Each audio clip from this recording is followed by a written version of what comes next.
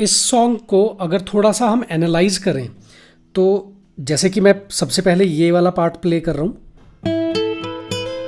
So and में ये सी note play हुआ। सो इसलिए मैंने अब यहाँ पर ये सी मेजर कॉर्ड प्ले की और उसके बाद मैंने ये वाला पार्ट प्ले किया। सो ये एफ नोट प्ले किया सेकेंड स्ट्रिंग की 6th फ्रेट पे और इसके साथ ये एफ मेजर कॉर्ड प्ले की और फिर यहां पर ये वाला पार्ट प्ले किया।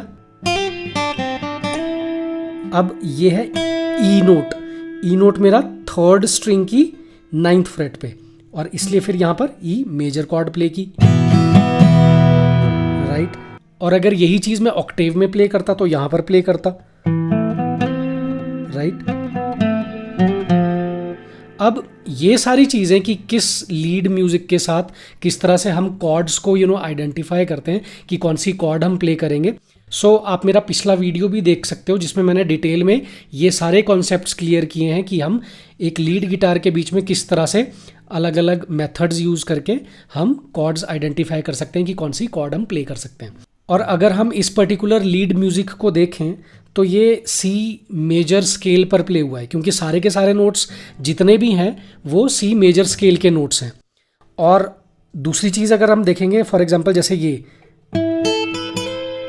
एंडिंग जो रिजॉल्व किया, एंडिंग मेरी सी नोट है और साथ में मैं सी मेजर कॉर्ड प्ले कर रहा हूँ, राइट। छोटी छोटी चीज़ें हैं जिसकी वजह से ये आइडेंटिफाई होता है कि ये सी मेजर स्केल पे प्ले हुआ है, रोमांटिक म्यूज़िक की जो टोन है वो आ रही है। छोटी छोटी चीज़ें होती हैं जिसकी वजह से हमें पता चलता है कि सॉन्ग कौन से स्केल पर प्ले हुआ है या फिर उसके साथ हमने कॉर्ड्स कौन सी प्ले की है। और ये सारी चीज़ें अगर आप जानना चाहते हो तो मेरे ऐसे ही और वीडियोस भी हैं जो मैं रेगुलर बनाता हूँ या बनाता रहूँगा। So do follow me for more such content on guitar and thank you for your time. Take care. Bye.